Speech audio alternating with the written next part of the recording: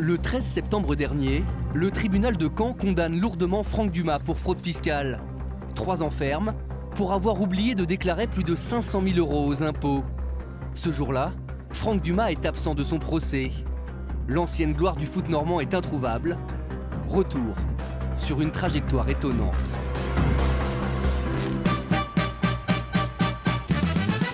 En 1988, Franck Dumas n'a pas encore 20 ans.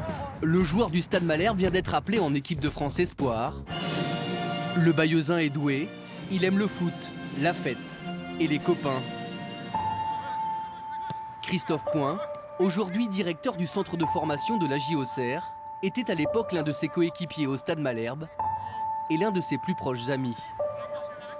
Un jour, il décide de se rendre pour la première fois au casino, sur la côte de Nacre. C'était à Ouistreham, au casino de Ouistreham.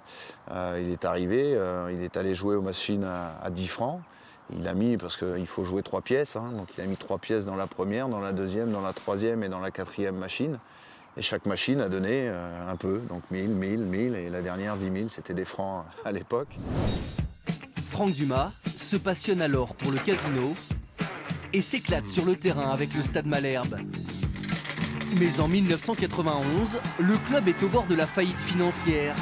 Et c'est l'argent récolté grâce au transfert de Dumas à Monaco qui va contribuer à sauver le club. Sur le rocher, le Normand va tout connaître. Les titres, l'argent, la gloire.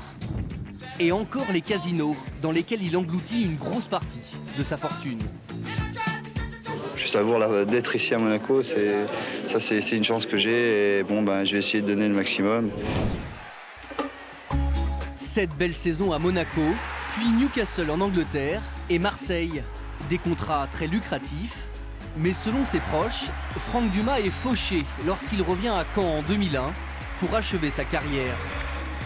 4 ans plus tard, il devient entraîneur du Stade Malherbe, un coach proche de ses joueurs qui l'apprécie. Jean-François Fortin, le président du Stade Malherbe, a été l'un de ses plus grands soutiens. Une relation quasi filiale qui va durer 10 ans. Le personnage Franck, c'est un garçon attachant, mais tout le monde le savait. Cette addiction qu'il avait pour le jeu, il lui-même s'est présenté à la police pour demander à celle-ci de lui interdire les salles de jeu. Tellement il savait à quel point, quand il passait devant un casino, il était tellement attiré qu'il fallait que quelque part, il y ait un blocage, quoi. Malgré le soutien de Jean-François Fortin, Franck Dumas agace les dirigeants du club. Les gens, les supporters ont voulu ma tête, ils l'ont eu. En mai 2012, il est licencié du Stade Malherbe. Un joli chèque et une rupture conventionnelle, ce licenciement lui rapporte plus d'1 million d'euros. Problème, cette année-là, Franck Dumas oublie de payer une grosse partie de ses impôts, plus de 400 000 €.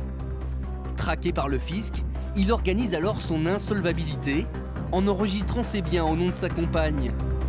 Il s'envole ensuite vers des destinations exotiques loin de la France, le Maroc, la Thaïlande, le Laos, le Cambodge et enfin la Guinée équatoriale en Afrique.